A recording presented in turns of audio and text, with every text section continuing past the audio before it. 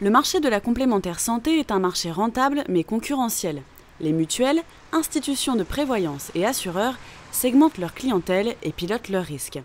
Nous avons cherché à savoir si cette politique de rentabilité n'était pas contraire à la mutualisation. Que ce soit de la segmentation que les opérateurs, et comme sur tous les marchés, des cibles privilégiées, parce que c'est des gens qui ont plus de moyens, c'est des gens qui sont peut-être plus stables en matière d'assurance. Je vois pas ce qui pourrait être choquant. Là où ça pourrait être inquiétant, s'il y avait derrière ça une logique de sélection du risque. Lors de la présentation du projet de loi de financement de la Sécurité sociale 2013, Marisol Touraine a annoncé avoir engagé des discussions concernant la taxe des contrats responsables.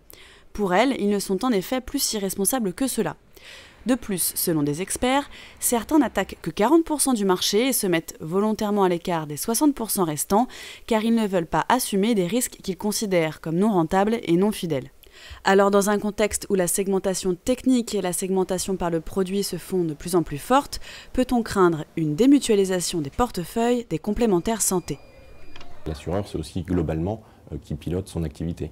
Donc il va globalement, tout en haut, comparer ses cotisations et ses prestations et voir s'il gagne ou s'il perd de l'argent. Et par contre, là où la problématique se pose, effectivement, c'est lorsqu'il constate qu'il perd de l'argent, il faut augmenter les cotisations, baisser les prestations, en tout cas faire quelque chose.